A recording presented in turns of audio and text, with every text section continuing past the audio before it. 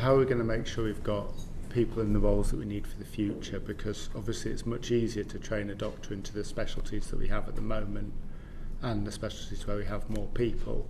But actually, if we're going to have more people, GP training is a particularly difficult one to train the right number. How are we going to incentivise that, and how are we going to get that shift? Yeah, we do need to look at all of the training routes to make sure that they are relevant to what modern clinical practice will look like and the way in which these roles are going to evolve with medical science and technology. There was a brief mention in the 10-year plan about simplifying routes for SAS and LE doctors onto the medical register. I think last year 276 doctors went through what used to be the CSER-SEGPA route. Is that the right kind of number, or do you think that we should make it easier for SAS doctors to become? We do need to make it easier and simpler, and again that's something we'll be looking at in the context of the workforce plan. I mean, we also need to look carefully at the diversity of the medical workforce. And I don't just mean doctors, but if we take medicine specifically, it is still the case that too many people who are signing on to medicine course at university are from the sort of backgrounds of sons and daughters of doctors, and we do need to make access to medicine more open to working class students from backgrounds like mine, and not just to preserve of people who can afford it.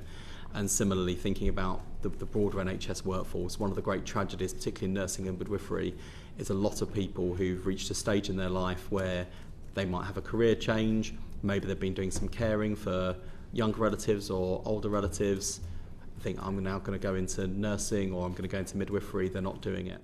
I think part of that's some of the assumptions baked into NHS contracts. So 60% of doctors who've just qualified are women, which is compared to a medical workforce where they make about 49%. So you can tell like it's kind of skewed younger.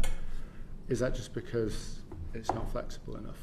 Yeah, and I was thinking back to the big row that Jeremy Hunt had with the BMA over 7-day working.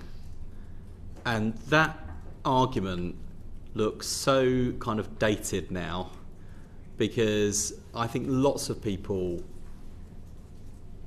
not just in the NHS, but particularly in the NHS, would like more flexible working. And one of the reasons why we've seen agency costs shoot up is because people have seen kind of agency work as the only way to get a career that fits around their lives. I think flexible working is a win-win, and again, in contrast to the sort of approach we've seen in the past, I don't think this is something that we need to impose. I think this is something that we need to offer, and I think we'll find staff taking it up in a way that benefits them, benefits the NHS, and most importantly benefits patients. We need better flexible training as well, because actually if you think about the point of life at which doctors are in specialty training, and given the majority of women, does training need to be more flexible? Yeah, I think we do need to look at that. And we also need to make sure that training for all parts of the NHS workforce in all cases is valuable.